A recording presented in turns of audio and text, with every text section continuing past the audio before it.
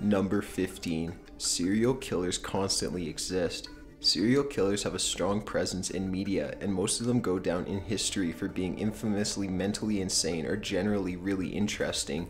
Horror movies, especially in recent years, have gained a huge profit on the notion that serial killers are alive and thriving in our 21st century lives.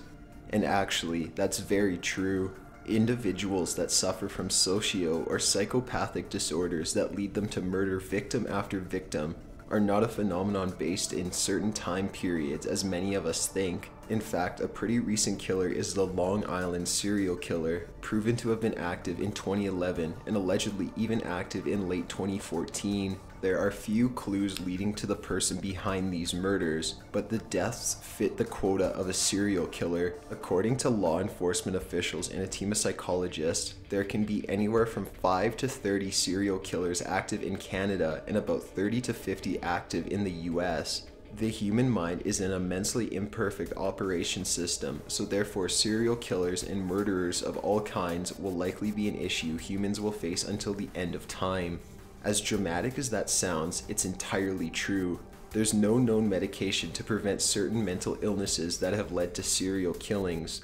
And even then, those illnesses don't always lead to someone becoming a killer. It's really about chance sometimes. Just be sure to keep an eye on your kids to prevent them from cutting heads off of animals. If you've already caught them doing so, be sure to seek professional help. Number 14. A French orphanage gave out babies as a prize. In January 1912, a children's home for the abandoned raffled off babies.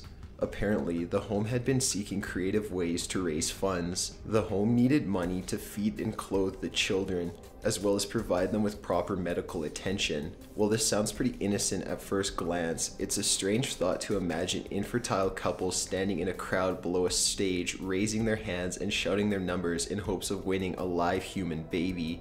It, in some way, resembles making bets for livestock or furniture. Though the orphanage claimed to have contacted the authorities beforehand and investigate the winners afterwards, it's still pretty creepy.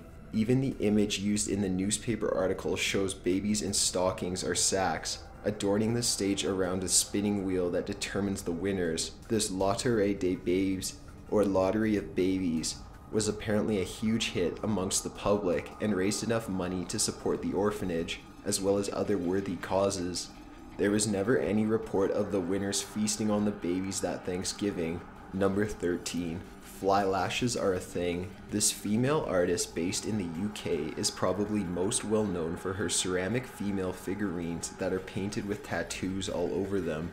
This work has gained a lot of attention through social media as being a test to beauty standards. While this work is great, there's a whole other side to Miss Harrison that most aren't even aware of. Harrison has a collection of art that is inspired by the human hand and skin. This art features hands outreached with pieces of furniture growing out of the hand itself. If you're squeamish, you probably won't enjoy this art, but if you have a nag for anything strange, then here it is. Another, even creepier piece is her fly lashes, or eyelashes made of fly legs. This photo has actually made its rounds on social media as a meme in devotion to girls wearing too much mascara, but knowing what this actually is, it's pretty gross. If you're interested in exploring the depths of her creepy work, check her out at jessicaharrison.co.uk.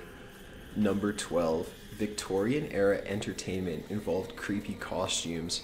During the Victorian era, people obviously did not have TVs or Wi-Fi for entertainment. While the more upper-class families could afford to go see plays and such, the middle and lower class had to find other ways of keeping groups entertained. The most common option was dressing up and pretending to be strange things for one another, basically creating a play all your own in the home, except with no script. Family members would dress as angels, demons, woodland creatures, vampires, and more. After they dressed up, they pretty much just modeled the costumes and cheered each other on. It doesn't seem too harmful, but if you imagine this going on in a 21st century living room, you'd probably be pretty freaked out.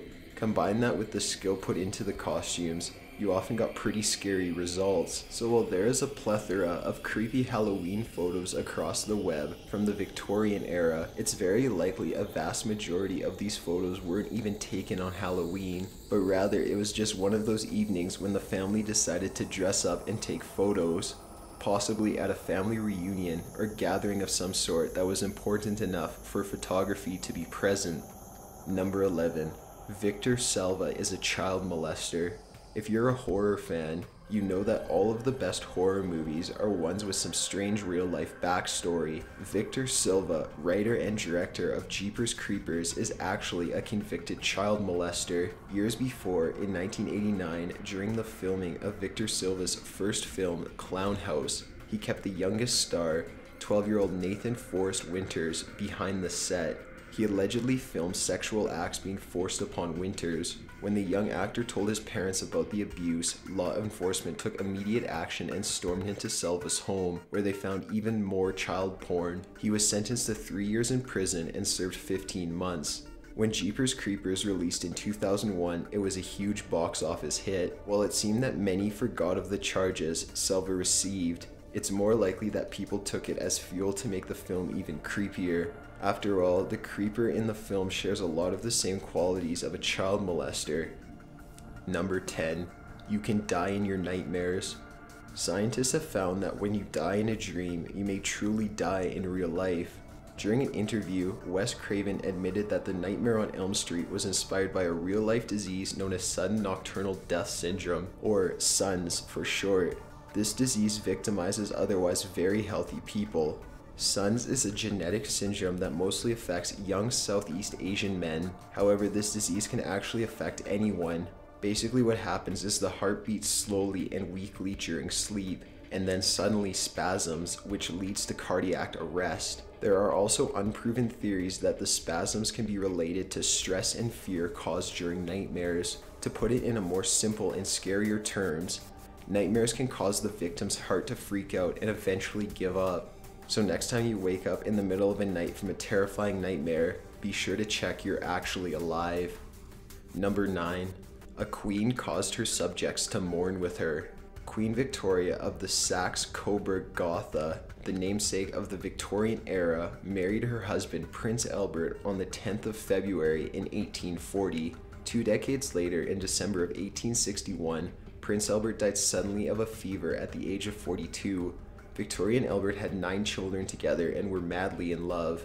So after his death, the queen went into a severe stage of mourning. She wore black for literally the rest of her life, kept her husband's rooms the way he had them before he died, even had his warm water brought in every mornings for his shaving routine, and never appeared publicly for her subjects. The queen remained in seclusion for about 10 years and became the head of many political issues. In fact, it took her 5 of those 10 years to re-establish the parliament. During this time, and even when she came out of hiding, the entire society seemed to be in a hole of mourning with the queen. Many people began only wearing black either as a fashion choice or in respect to the queen's immense loss. What a macabre thought, a mourning queen ruling over a mourning world, everyone adorning their black attire and walking through life as if in a fog. Number 8. Charlie Chaplin's body was held hostage. In 1977, after a deadly stroke, Charlie Chaplin was buried in the cemetery of a Swiss village above Lake Geneva. A mere 2 months later, his body was stolen from its eternal resting place, and a manhunt for the grave robbers ensued.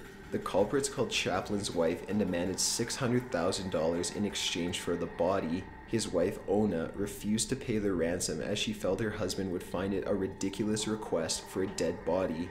The robbers also made life threats towards 2 of Adona and Chaplin's daughters. Police began tracking phone calls, watching phone kiosks in the region, and investigating cemetery employees. The investigation lasted a little over a month, but forces were eventually led to Roman Wardas and Gancho Ganiva. The 2 men were Eastern European refugees who had stolen the body in an attempt to fix their financial troubles.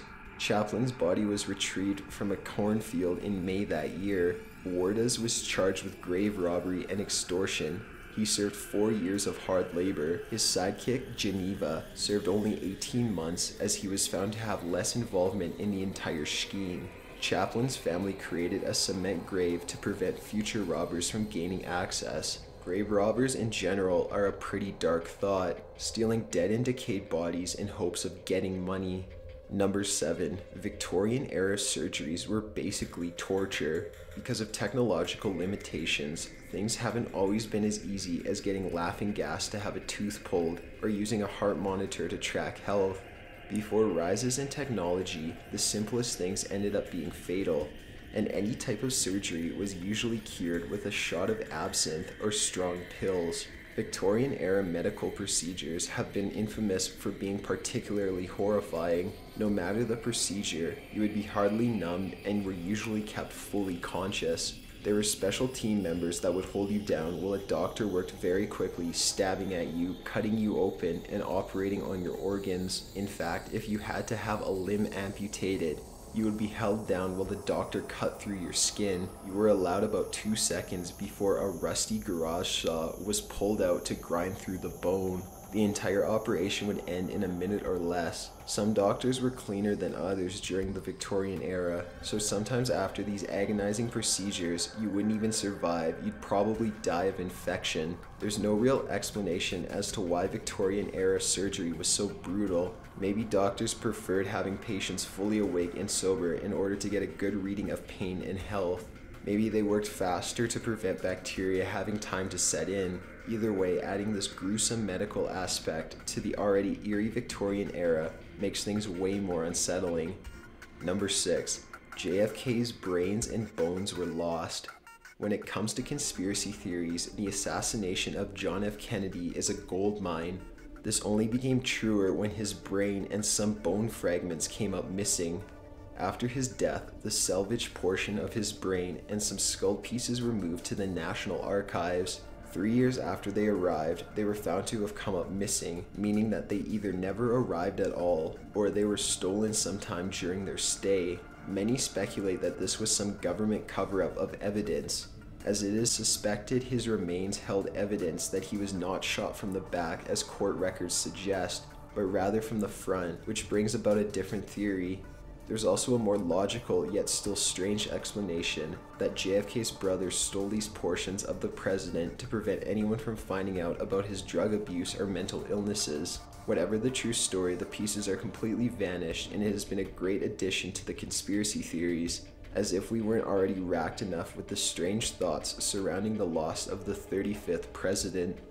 Number 5. A young girl's body was exhumed because her town thought she was a vampire. The year was 1982, and a small family belonging to George and Mary suffered multiple deaths caused by tuberculosis infections. During this time period, tuberculosis was referred to as consumption, and it was a vastly spread, terrifying epidemic. This was also the time of the New England vampire panic, an irrational reaction and trend in response to the tuberculosis outbreak. The disease was apparently seen as a consequence of the deceased consuming the life of their surviving relatives. After nearly everyone in the Brown family had died of tuberculosis, many assumed this had to be caused by an undead influence. Another daughter and the mother of the family were exhumed and seemed to be in reasonable stages of decomposition. However, the other daughter, Mercy Brown, was relatively preserved, more so than she should have been, at least.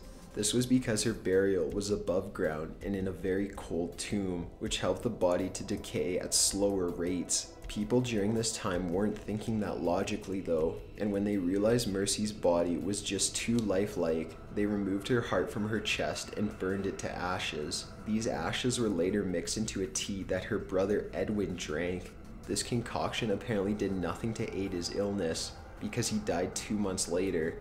Mercy was not the only dead body exhumed during the vampire panic. However, she is notably remembered for the heart ash tea.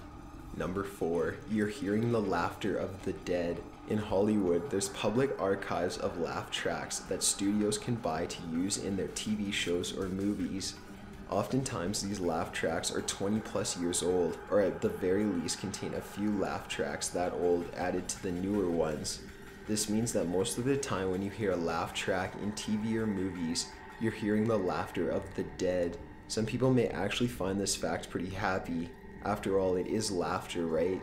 But getting right down to that, thinking of unknown people laughing when they've been dead for 15 years or more, just so a studio can save some money is pretty disturbing. Now, not every laugh track contains laughter of the dead, but that kind of adds to the eeriness of it, because you never know.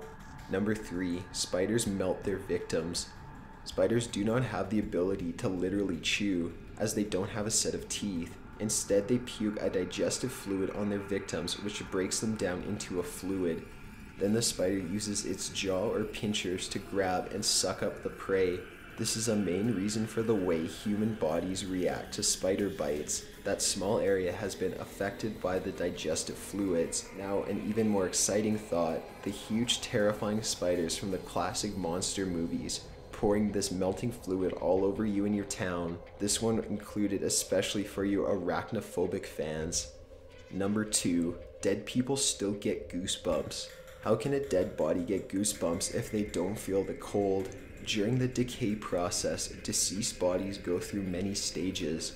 During the early stages, as rigor mortis sets in, and even later when the muscles begin to decay, the hair follicles can harden or react, and the body responds with what is similar to goosebumps, though the reasons are very different. If you don't have experience with dead bodies, it can be pretty strange seeing goosebumps on your great aunt at her viewing.